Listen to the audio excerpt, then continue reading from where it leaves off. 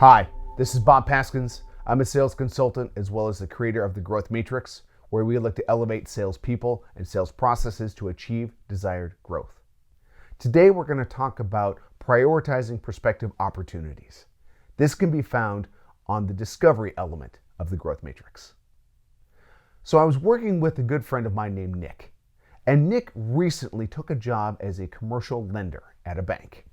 His job was to manage the portfolio that he had, but to go out and visit other lending prospects and grow that portfolio.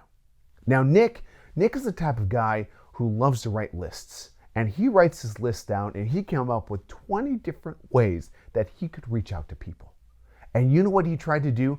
Connect once a week with one of those 20 different ways. But the results weren't there. In fact, Nick was really frustrated and felt even more scattered than ever. So I sat down with Nick and we came up with a plan. We were going to give each area points based upon the connection that they would have with Nick, the connection that they would have with Nick's bank, or an opportunity that someone might be able to introduce Nick to the buyer of the company. Once we were able to assemble all 20, we rank them into different tiers. The top tier, which we colored green, was focusing on opportunities that he already had with his portfolio or that other members of his banking division could introduce him to. Then the next one was kind of a yellow. The yellow focused on all types of referral activities, from his clients, from his industry partners, all sorts of referrals. The next one was orange. When we got to orange, that was more about working with centers of influence or maybe networks who might be able to introduce them to someplace, or working on sponsorships of associations. And then finally we get to red. What was in red? Cold calls, cold emails, blank social media posts with really no additional content or contact information.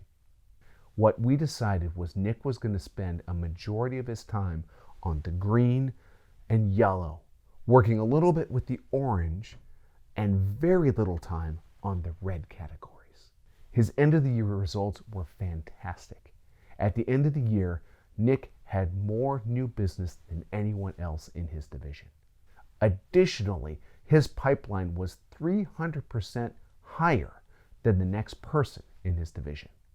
All because Nick prioritized his prospective opportunities. So if you would like help prioritizing your prospective opportunities, or would like me to come in and train your staff on how to prioritize your prospective opportunities, feel free to reach out to me at my website at bobpaskins.com. Thanks for watching.